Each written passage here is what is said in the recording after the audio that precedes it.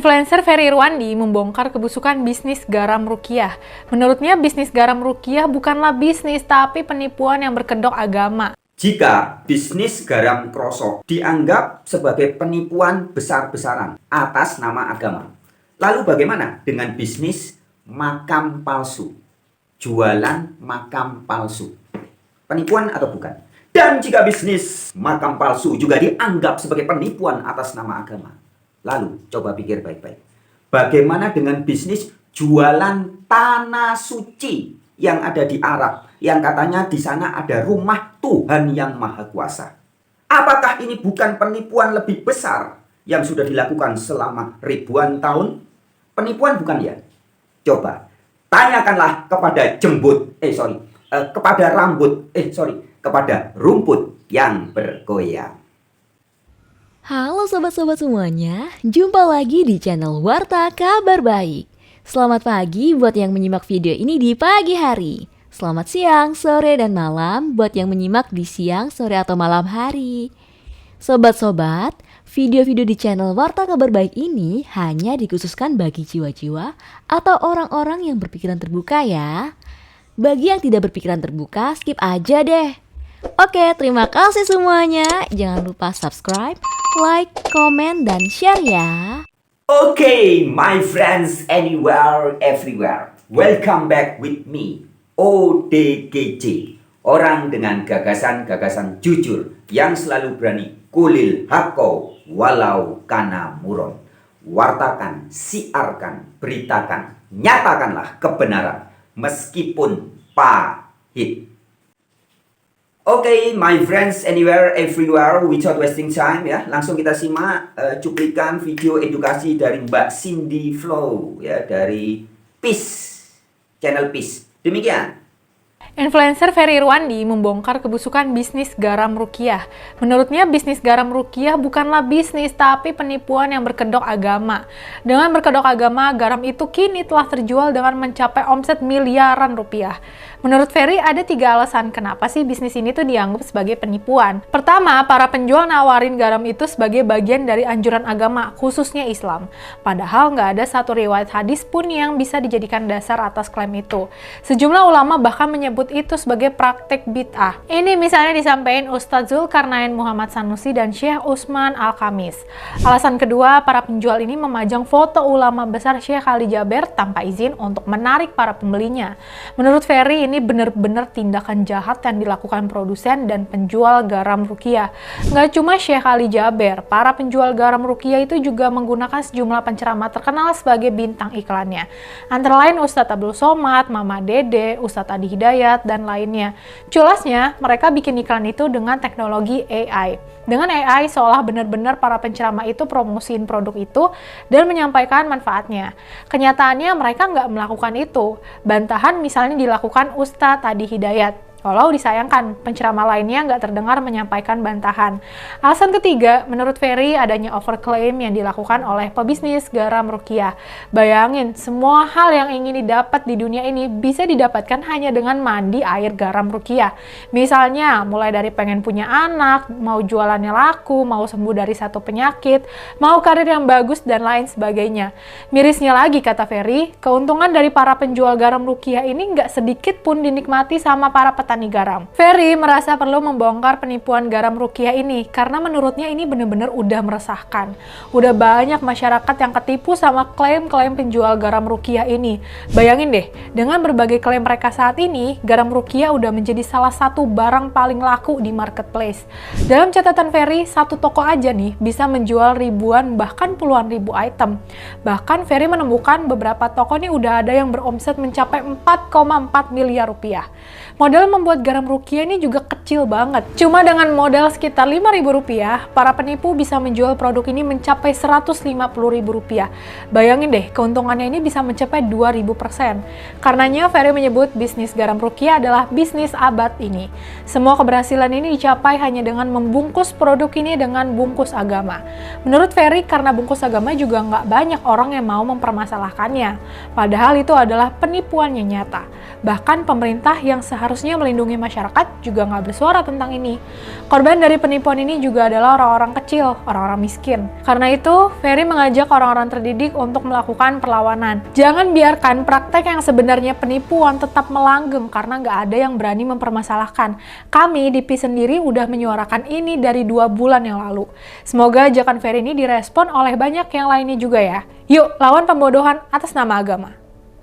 Oke, itu tadi video edukasi dari Mbak Cindy Floren ya. Kita langsung berikan apresiasi dan juga komentar, opini ya. Opini, fatwa, pendapat dari ODGJ ya, orang dengan gagasan jujur. Oke, kita simak sedikit ya. Nanti langsung kita berikan komentar. Influencer Ferry Irwandi membongkar kebusukan bisnis garam rukiah. Menurutnya bisnis garam rukiah bukanlah bisnis tapi penipuan yang berkedok agama. Yes, garam rukiah penjualannya bukanlah bisnis tetapi penipuan berkedok agama. Nah teman-teman, langsung aja ya, tanpa tedeng aling-aling, Bloko Suto kita langsung tanya. Jika betul bisnis garam krosok yang dirubah nama jadi garam rukiah, ini kemudian menjadi penipuan atas nama agama. Saya mau tanya kepada teman-teman putra-putri Nusantara yang akalnya masih mau waras atau yang sedang waras ya. Yang belum waras atau nggak waras nggak usah mikir ya. Yang masih waras coba teman-teman. Jika jualan garam krosok dijadikan garam rukiah, bagaimana dengan bisnis bikin kuburan nggak jelas kemudian dijadikan makam keramat? Bukan 1, 2, 3, 4, 5. Ratusan makam keramat dibuat oleh Habib Ba'alawi, dibuat oleh Lutfi bin Yahya, ketua sufi internasional. Jadi yang bikin makam palsu ini ketua sufi seluruh dunia. Namanya Lutfi bin Yahya. Orangnya ada di Pekalongan. Apakah ini bukan penipuan atas nama agama? Penipuan bukan ya? Penipuan bukan ya? Penipuan bukan ya? Nah, ya itu. Kemudian selanjutnya, langsung aja kita simak lagi. Mbak Cindy Floren. Berkedok agama, garam itu kini telah terjual dengan mencapai omset miliaran rupiah. Menurut Ferry ada 3 alasan kenapa sih bisnis ini tuh dianggap sebagai penipuan. Pertama, para penjual nawarin garam itu sebagai bagian dari anjuran agama, khususnya Islam. Jadi dianggap penipuan karena penjual garam itu krosok ya, mengatasnamakan agama gitu. Maka dianggap penipuan. Nah, maka kembali lagi ke pertanyaan saya tadi.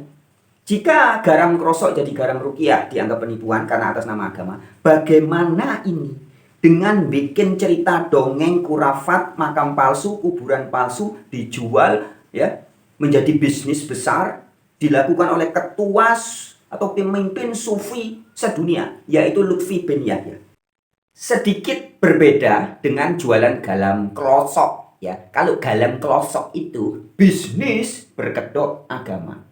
Sedangkan kalau makam palsu, kuburan palsu adalah ritus-ritus yang diatasnamakan agama, tapi ternyata bisnis.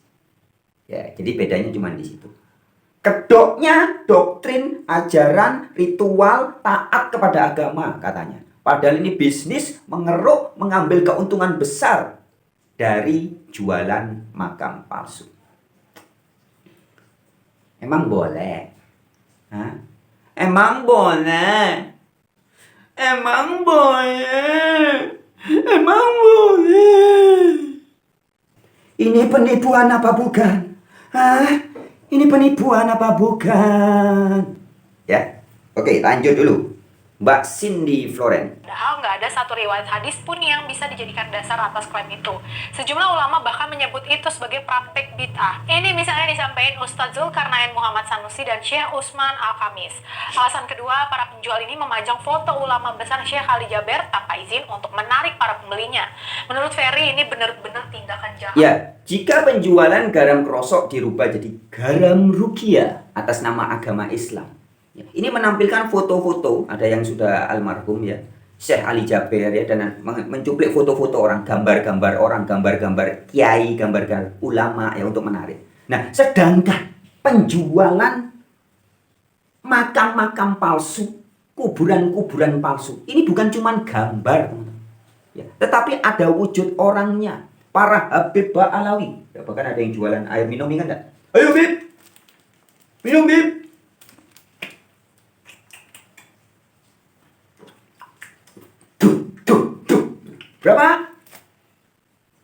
ribu. Kurang. Minum lagi, Bib. Berapa? 2 juta. Ya. Garam krosok harga 5.000 dijual lebih dari 150.000. Lah ini minuman kemasan botol harga 5.000, 3.000, 2.000 bisa dijual 2 juta. Ini penipuan bukan? Coba kita bertanya pada jembut yang rumput yang bergoyang. Asik ya. Oke, lanjut. Dilakukan produsen dan penjual garam Rukiah. Nggak cuma Syekh Ali Jaber, para penjual garam Rukiah itu juga menggunakan sejumlah penceramah terkenal sebagai bintang iklannya. Antara lain Ustadz Abdul Somad, Mama Dede, Ustadz Adi Hidayat, dan lainnya. Jelasnya, mereka bikin iklan itu dengan teknologi AI. Dengan AI seolah benar-benar para penceramah itu promosiin produk itu dan menyampaikan manfaatnya. Kenyataannya mereka nggak melakukan itu. Bantahan misalnya dilakukan Ustadz Adi Hidayat. Walau disayangkan, penceramah lainnya nggak terdengar menyampaikan bantahan. Alasan ketiga, menurut Ferry adanya overclaim yang dilakukan oleh pebisnis garam Rukiah. Bayangin, semua hal yang ingin didapat di dunia ini bisa didapatkan hanya dengan mandi air garam Rukiah. Misalnya, mulai dari pengen punya anak, mau jualannya laku, mau sembuh dari satu penyakit, mau karir yang bagus, dan lain sebagainya. Mirisnya lagi, kata Ferry, keuntungan dari para penjual garam Rukiah ini nggak sedikit pun dinikmati sama para petani garam. Oke teman-teman, tadi kita sudah bahas tentang makam palsu, kuburan palsu. Sekarang langsung aja to the point. Bagaimana dengan bisnis sepanjang masa, ribuan tahun, jualan tanah suci. Ya ini bukan garam krosok, jadi garam Rukiah. Tapi tanah Arab. Yang di dalam Al-Quran surat ke-9 ayat 97 dikatakan, bangsa Arab itu orang paling kafir dan munafik. Ya, jadi tanah tempat tinggalnya orang-orang paling kafir dan munafik itu kemudian katanya dijadikan tanah suci. Dan ini menjadi bisnis besar ribuan tahun. Kunjungan ke rumah Tuhan semesta alam yang ada di tanah Arab. Nah, overclaim ya. Kalau dengan beli garam krosok yang sudah dikasih merek garam Rukiah, katanya bisa memudahkan jodoh, menyelesaikan segala masalah kehidupan begitu ya. Itu dianggap sebagai overclaim dan jelas-jelas penipuan. Pertinyi ini. Bagaimana dengan klaim rumah Tuhan yang Maha Kuasa ada di tanah Arab? Tanah suci adalah Arab.